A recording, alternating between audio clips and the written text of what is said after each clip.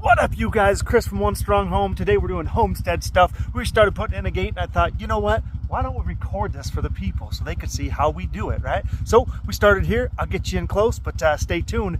It's a lot of fun. All right, for the first thing we did, man, is we had to sink this big old post in the end, right? So these big posts, you need to do like at least a 6-incher, maybe an 8-inch round if you can find one, but just little 4-inchers, they don't work, right? So you can use a 5 on the second portion of your H bracket, but this is what makes these fence lines run up. So anything that's more than maybe 50 feet long really needs to have this H pattern at the end. Now I'm going to show you a different style here in a minute that can take some of that tension, but this, what is this, 4-line wire, right? So you can, I don't know if you count them, 1, 2, 3, 4. That's high tensile and it runs all the way down to the back corner down there of our property. Now every basically 150 feet or so, it's important to put another one in. I'm going to show you why. So if you can see this guy line that kind of runs corner to corner down here, what that's going to do is going to put tension on this H bracket and make this stand alone, right? Because just like a house of cards, unless it has an angle on it, it's not going to have the strength it needs when the tension pulls that away. And so one thing that people do is they put this guy line the wrong direction. Think of it like if this pole were all by itself and all the strength is pulling that way, you'd want a guy line coming down to the ground just like you would pulling down a tent, right? The edge of a tent down from the edge. And that's going to pull the very bottom of that guy up. At the same time, it's going to push this one over, and that angle is going to keep that thing strong and square. And you're going to be able to put a lot of tension on these lines here. Obviously, we have a hot wire in there, but the idea is that something, if we're to run into it, it's not just going to snap. It's going to kind of hold that thing in. The other thing that people do that's kind of, actually we did about 100 times. So we made our fence that was pretty from the outside, but you want to make sure that all your lines are on the inside where your animals are. So you can see right here on the post where it's tacked to the inside. That way if the animal runs into it going that way, because remember our animals are behind me, that's going to make sure that they're running the line into the post and the post is taking that tension. Rather than from the other side, if the animal ran into it, the staple would be the only thing holding that thing on. So remember that when you're doing a fence, right? Whether it's a wooden fence or no climb fence or this type of tight line fence, you got to make sure that you're putting the staples on the right side so that the animals stay in, so that the wood, the actual thing that's anchored in the ground, takes all the pressure. So when you're actually doing the portion of line that goes on the post, these are just dummied up here right now. This one actually has to be down there below. But you have two styles that you can use. Now we like these ratcheting systems, man. You can find them just about anywhere. There's a couple different brands of those. But you can either set it up so that the line itself has this protector around it so the hot wire doesn't ground out on the wood. This actually here acts as an insulator, right?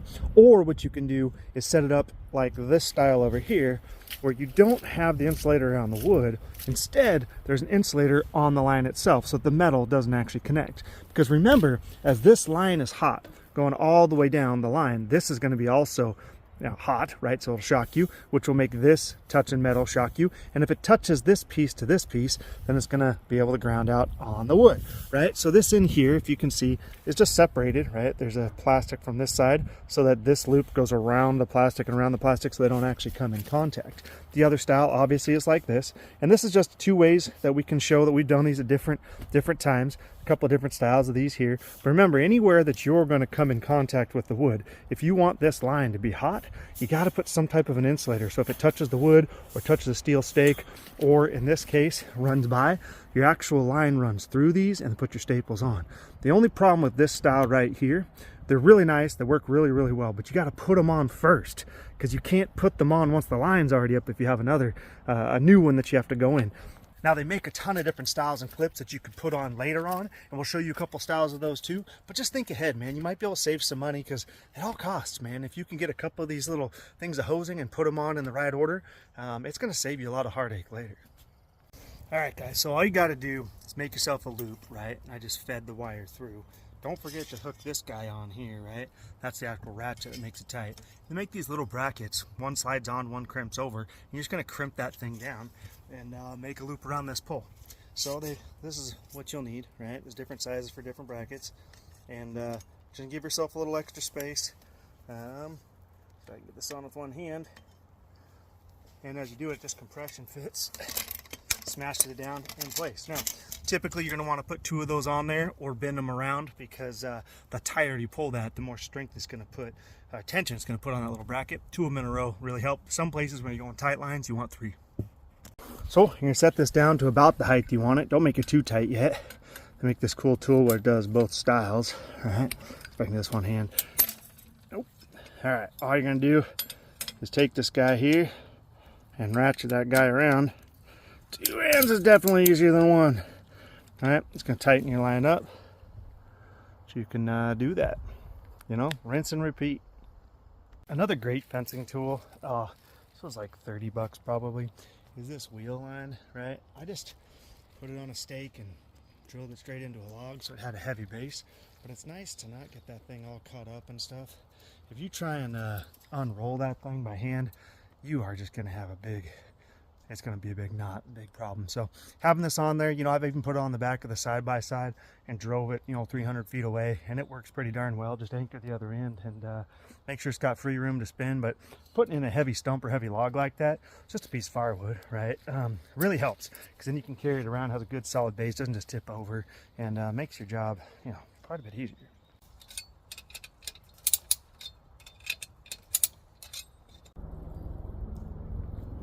So when you are building your lines, you want to try and avoid this.